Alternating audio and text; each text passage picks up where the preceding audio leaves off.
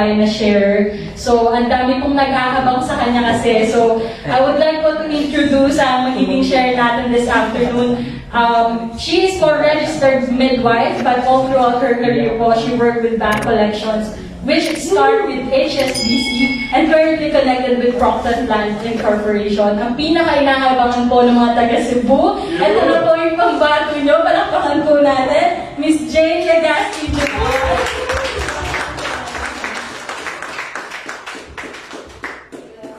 Yes! Okay, good afternoon, good morning. Good morning! Rise and shine! Bye! Yan, grabe, energy. Ang galing ko lang para makita yung camera. Ay, makita ko Yes! sa camera. Yes! Yan, okay. I'm so proud, no, na talagang when Sir FG called me, it was so easy for me to say yes. Pero nung nakita ko yung mukha ko dun sa sinendong upline ko, parang nakakatakot naman yata sila, parang bigatin nila, parang ako lang yung newbie. Pero kasi, when you wanted to grow in the business that you are in, just say yes daw. Yeah. And then, study the business later or palaguin mo yung sarili mo. So, grabe talaga. Hello mga taga-Cebu! Kaya ganun naman sila excited. Kaya ang dami nagme-message sa akin, Ma'am, ano ba, 4 o'clock na, hindi ko ba nagsa-start? Ganun sila ka-excited. Ganun po talaga kainit dun sa Cebu. Ganun sila. When you say pag magpapatawag ng mag-web or may meeting, talagang sugod sa pagbahay. Parang sila parang mga putakte. Parang pag inimbita, bit-bit lahat yung mga kakis, kapitbahay. So again, yun nga po, ako ay si Jane. Ako ay bago pa lang talaga sa We Provide. Before pala ako na-join dito, ako po ay matagal na nagtrabaho dito sa Manila. And then ako po ay lumipat ng Cebu, nagpa-reassign ako. And then I was there for a job. And then single parent po ako doon. I stayed there for 9 years. And ang plano ko po talaga ay doon na magstay for good. Na being single and wala na akong plano na mag-asawa or to have a partner, no? I wanted to grow old gracefully single. Yeah. Pero nagbago ang lahat, no? There was somebody invited me for a travel network. Sa birthday yon, sabi niya, Jane, mahilig ka pala mag-travel. Sabi ko, oo, ganun sabi niya, meron ako introduce sa'yo. So, I resigned from my work kasi parang feeling ko, pag nagtatrabaho ka sa isang corporate, alam mo yung parang sabi ko, parang mamamatay ako dito na hindi worth yung sweldo ko. Alam mo yung sabi ko, parang makaka-stress. Kasi I was a branch manager by that time. So sabi ko, parang mamamatay ko, itry ko nga to. Kasi sabi ng isang tao doon na nag-invite sa akin, sabi ng Vice President, alam mo, madaldal ka. Madaldal talaga yung term na ginamit. Sabi niya, madaldal, talagang may potential ka. When you are in a corporate, in corporate company or tinatawag nating employment, sabi nga ni Ma'am Connie, di ba, na yung networking talaga is yak. Parang ganon. So I'm not so aware about networking, but I heard so much about my clients in Forever Living. Tapos ano pa ba yung mga sumunod nun? Yung the rest, from Vita Plus, na-invite pa ako ng mga ganon. Pero I never really opened my mind that time. Kasi parang hindi nga kasi acceptable pag nasa corporate ka na magne-networking. Dati the old school na networking. Kasi dati naman, lagi akong napunta sa sitwasyon na yung tawag doon kanina, yung pinapirate. Yung kunwari, may kainan doon, birthday, ganito, ganyan, kasi kid na ako. Ganun lagi yung situation. Kaya nakaasar ako, ano ba yan? Parang birthday, birthday kainan daw, tapos yung pala seminar. So, hindi naging maganda yung impression. In short, so, hindi ako networker. Yun ang term nun. Tapos, there was a guy na global siya. Tapos, nag-ano lang yun sa Facebook, we have common friends. Ang plano pala niya sa akin, dahil nag-comment ako sa friend niya, nag-chat siya sa akin, sabi niya, hi, plano niya talaga, re-recruitin niya ako mag-aim global. Ang siste, dahil hindi nga ako networker, sabi niya sa akin, nanligaw na. Ang last word niya, hindi niya talaga ako mapasagot kasi gusto ko nga talaga mag-single na. Ayoko na talaga na magkaroon pa ng partners, whatever, kasi focus ako dun sa mga kids ko. Alam mo, napasagot niya ako, sabi niya sa akin, alam mo, love talaga kita, whatever it is. Sabi ko naman, first time, ang sweet. Grabe! Pero nung nag-network ako, lagi ako umaattend ng training, nalaman ko, yung palang whatever it takes, sad-sad na. Kasi sa networking, yun pala yung talagang pinakamatindi na ginagamit na training para ka talaga mag-go sa business. Kasi part of the word na whatever it takes is commitment. Yes. Sabi ko, ang kilig naman. Sabi ko gano'n, yes na. So, yun, doon nag-start. Sabi niya sa akin, I like sabi ko sa kanya, recruitin kita o recruitin mo ko?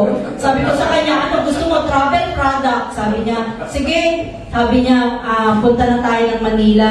Bring with you the kids and let's have a brand new start. Yun, kaya ako napunta ng Bulacan. Doon nag-start yung, namin, we work hard doon, first time. Sabi nga kasi, lagi nila ang sinasabi sa akin, alam mo, ma, may potential ka, malayo mararating mo. And indeed, sabi ko sa sarili ko, talaga ba may pera dito? Kasi parang nababalitaan ko, chismis ba? May ako, nagchichismis. Marami daw talaga yung mayaman sa networking. Sabi ko nga, totoo kaya yun? Totoo kaya yung chismis, marami yung mayaman? Sabi ko, dahil nga umaattend ako, masipag ako umaattend ng training. Kasi sa isang negosyo, katulad nito, di ba una nakita natin product, ang ganda. Ang ganda ng incentive, di ba, co-plan. Sabi ko ang ganda. Sabi ko ganyan, ano kaya, may future din talaga kaya dito. Tapos, pinush ko yung sarili ko. Alam mo yun, lalo na sa mga nanonood, lalo sa mga first-timers. Naging first-timer din ako katulad nyo, nakaupo ko dyan, na-amaze ako sa mga nagtutok, ang galing nila. Pero kung gusto mo talagang lumago yung sarili mo, unahin mo muna kumbinsihin yung sarili mo na kaya mo. Kasi nung time na yun, wala nga ako hindi nga ako networker. Ang ko lang, magaling ako makipag-usap, ganyan. Pero hindi ko alam kung paano gamitin yung potential ko na mapalago. Tapos na-realize ko na, kung magaling pala ako, sabi nila magaling daw ako. Kung gamitin ko kaya ang galing ko, 150%. Yes. Baka naman malayo yung mararating ko, baka hindi lang 30,000 yung sweldo ko.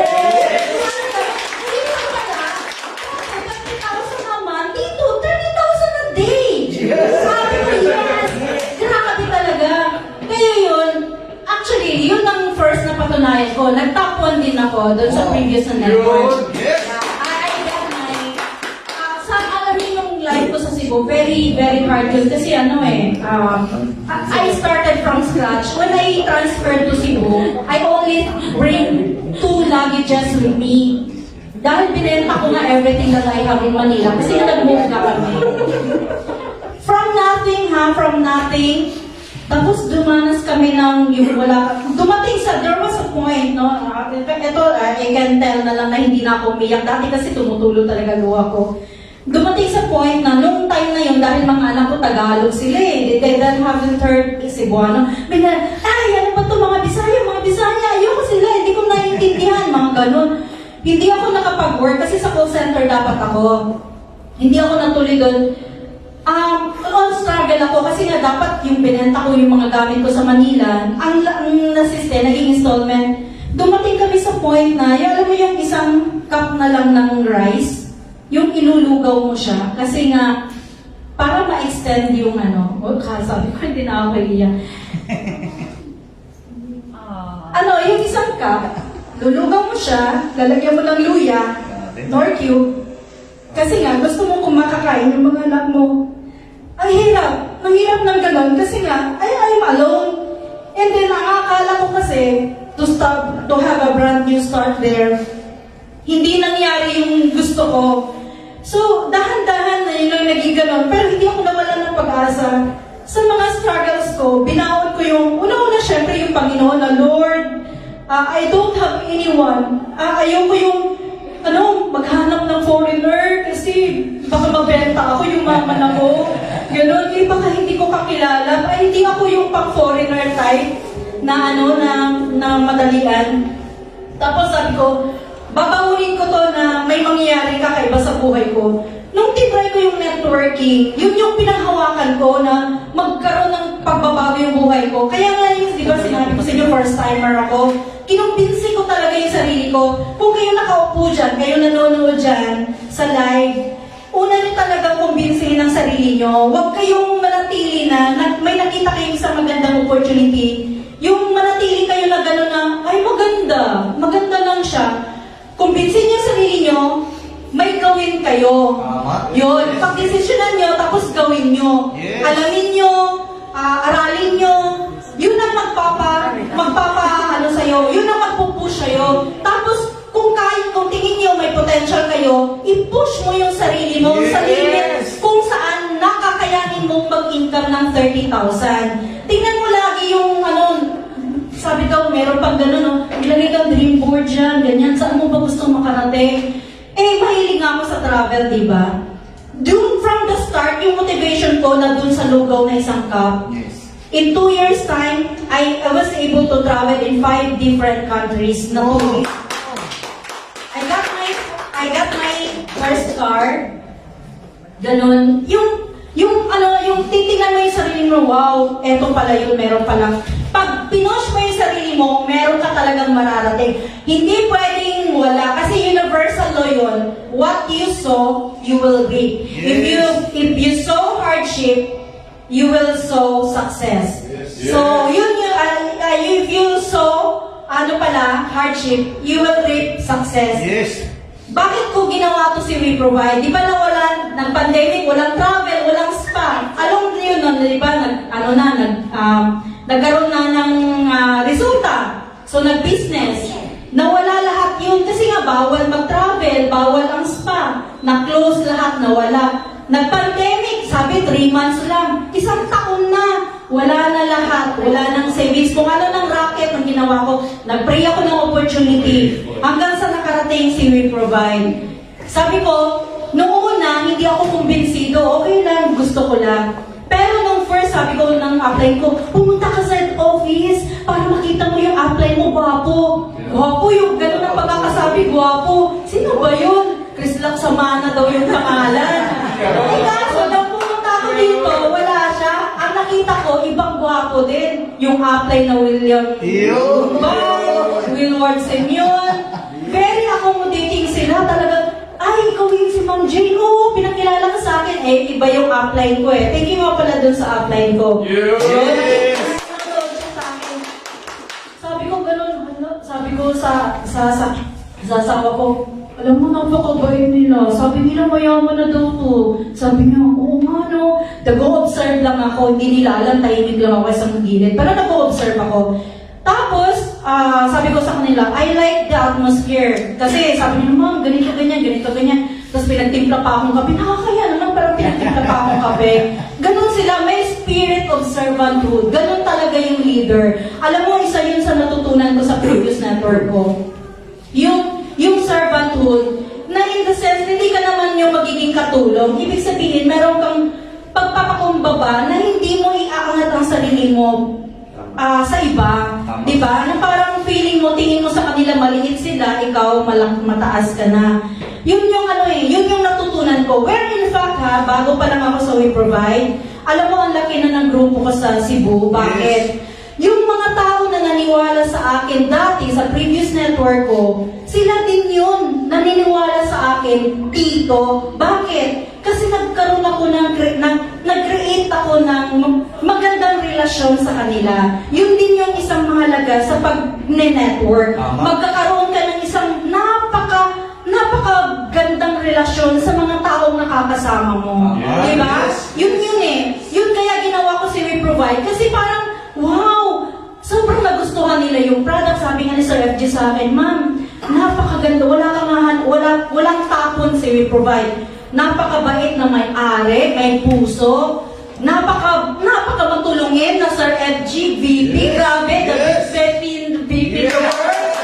Napakagwapo ng upgrade namin, Sir Chris. Napakasipag, wala kang talagang itatapon sa lahat ng partners. Lahat ng tao dito, napaka-accommodating. Yun ang importante. Pagka nag-push ka ng isang negosyo, napakahalaga ng mga taong makakasama mo. Yes. Kaya nga, sobrang proud ako na We Provider Network. So, message ko lang sa lahat na mag-go ng We Provide business na to. Hindi po kayo magsisisi na mag-join dito. Unang-una, hindi po tayo mapapahiya sa mga product natin. Kasi in fact, bago ako nag-network, bago ako nag-share, kami muna mag-asawa yung gumamit ng mga product. And it goes well with us. Kasi po, ako, hikain po ako. The reason why bakit ako ginamit ko yung product, kahit noong una, thinking ko mahal. Pero hindi rin ako namahalan kasi ako, tawag dito, maano ako sa alternative medicine, hindi ako mahilig. Parang pareho kami ni Sir Tony na hindi siya mahilig sa mga synthetic medicine. Last 3 course na daw yun, sabi niya. Hilig siya sa natural, so sabi ko, why not try? Una, ang issue ko, hikain.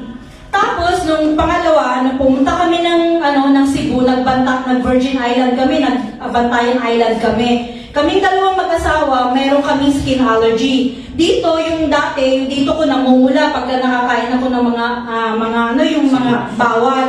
Pati yung dito ko sa neck, talaga namumula yan dito. Tapos nagbabalat-balat yung skin ko. Alam mo, nung pumunta kami doon, dahil may nag-treat sa amin, talagang unlimited na seafood. Banat kami nagkain kasi mahal sa Bulacan yung seafood eh. Walang dagat doon eh, mahal eh. Diba? Doon kami, toto banat, lamo ng tawag, hindi kain. Alam mo, nag-drop lang kami ng autoimmune, sabi ko. Kasi ito, siya, yung asawa ko, pagka malma yung allergy niya, para daw siyang sinasakal siya, tsaka namumula yung namamantal. Ganon siya. Sabi ko, mag-drop ka lang, mag-drop. Alam mo yung nangyari sa aming dalawa, bumalik na kami lahat dito sa Bulacan, walang nangyari sa amin. Talagang grabe, na-healed yung hika ko, hindi na ako hinika kahit kailan, at pati yung allergy naming dalawa, bonus na nawala pa. So grabe talagang ginawa ng product na We Provide sa buhay namin. Kaya proud ako na napunta ako sa company na to. I'm so part daw ng magiging successful ka is maging grateful ka sa mga nag-invite sa'yo. Yes. Pag may nag-push sa'yo, magpasalamat ka. Lalo na magpasalamat ka pag sinipa ka at tinulak ka pa. Yun. So, salamat po sa lahat na nagtiwala sa akin sa Cebu po na group. Sobrang, nila talagang wala na ako, nag-go na sila. So, tatrabahoy ko na naman yung Bulacan. So, I'm proud na pagka na-go yung Bulacan talagang karangalan ko na maging parte nun ng success sa Bulacan.